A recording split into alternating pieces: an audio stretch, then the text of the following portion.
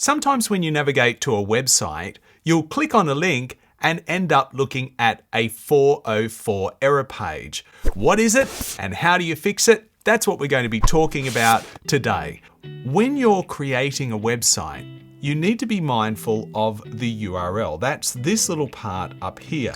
Every single page on your website has a URL and it's linked to in the navigation set, which you can find down here in the menu under Appearance and then Menus. That's what we're looking at right here. And I've actually got the corresponding navigation for this What's On page. I can just toggle this little guy out here and you can see this navigation label here actually corresponds with this navigation label here. And you can see also, seeing as we're on this particular page, there are sub-items here underneath the What's On page. We've got shows, entertainment, and so on. And all of these also can be customized.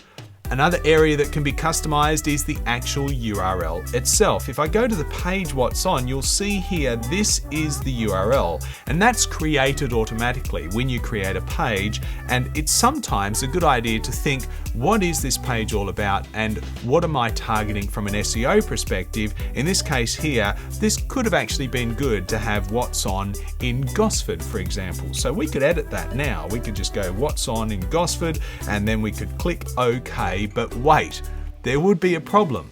And the problem is if we come over here to Google and we say Gosford RSL, What's On.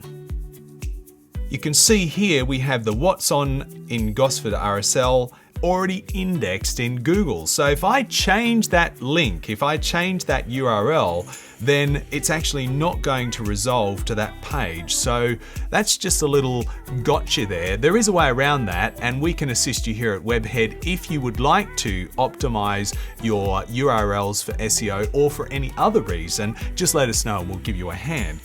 So I'm just going to cancel out of that, but I do want to show you something. So on the menu here, we have this menu item and that translates to the front page here. And if I hover over this, you can see down here in the left-hand corner, it actually shows that it's going to navigate to What's On.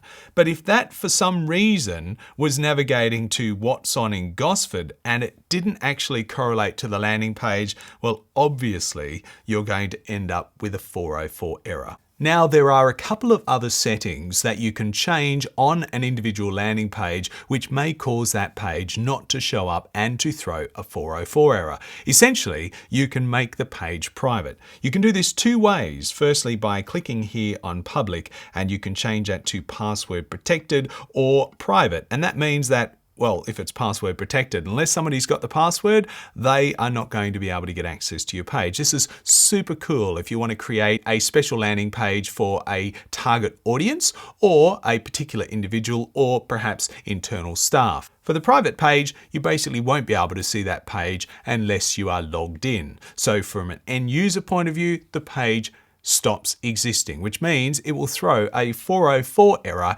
if you have that page set to private. The other thing that you can do is over here under published, you can actually change the status of your page to pending review or draft. They're effectively the same thing, but if you have other people looking over your work, the person who proofs your work can do so, and then they can then change this to published. So I hope that gives you a bit of an insight as to what a 404 error is and how you can avoid that. Simply put, ensure that the navigation set that you have matches the URLs for the landing pages, and also be sure that if you do update your landing page URLs for any reason whatsoever, that you make the appropriate change requests to Google so they update their system so that the cached URL in Google resolves to your page as well. I'm Paddy McCann. If you enjoyed this video and found it informative, hit the subscribe and the like button, and I'll see you in the next video. Comment below and let me know what it is you would like to know about web, and I will do my very best to create a video for you.